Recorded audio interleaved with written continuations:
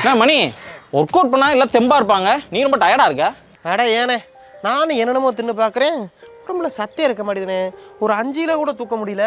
என்ன மணி வயசு பையன் தெம்பே இருக்க மாட்டேன்னு சொல்லிட்டு இருக்க? இங்க அடுப்புல ஒரு சட்டியை வை, பாலை போடு, காய்ச்சு, இந்த நான் சொல்ற இந்த மாவு அது ஒரு 2 ஸ்பூனோ 3 ஸ்பூனோ அள்ளி போடு, கட்டிப்படாம நல்லா கலகலன்னு கிண்டு.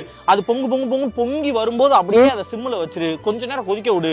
அதுக்கப்புறம் இறக்கி உனக்கு தேவைன்னா நாட்டு சக்கரை போட்டு கிண்டி அப்படி கும்முன்னு குடிச்சின்னு வை, உடம்பெல்லாம் தெம்பாயிரும். இதெல்லாம் ஒரு வெயிட்டா? இன்னும் எவ்வளவு வெயிட்னாலும் ஜம்முன்னு தூக்கலாம் மணி. நீ என்ன வெறும் 2 ஸ்பூன் மாவா? அப்படி என்னே மாவது மணி?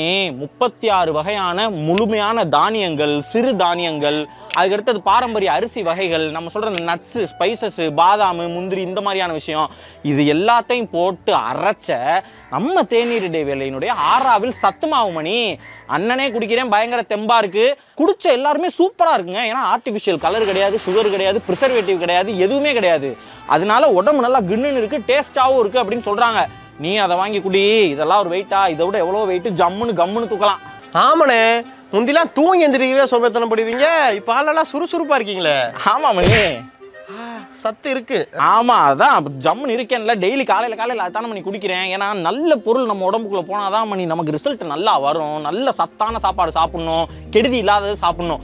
ஸோ யாரெல்லாம் குடும்பத்தோட நீங்களும் ஆரோக்கியமா இருக்கணும்னு நினைக்கிறீங்களோ, சம்பாதிக்கிற காசெல்லாம் கொண்டு போய் டாக்டர்கிட்ட கொடுக்க வேணாம் அப்படின்னு நினைக்கிறீங்களோ, நீங்க எல்லாரும் நம்ம ஆறாவில் சத்து மாவு இந்த இடத்துல இருக்கு, அதை கிளிக் பண்ணி வாங்கிக்கோங்க.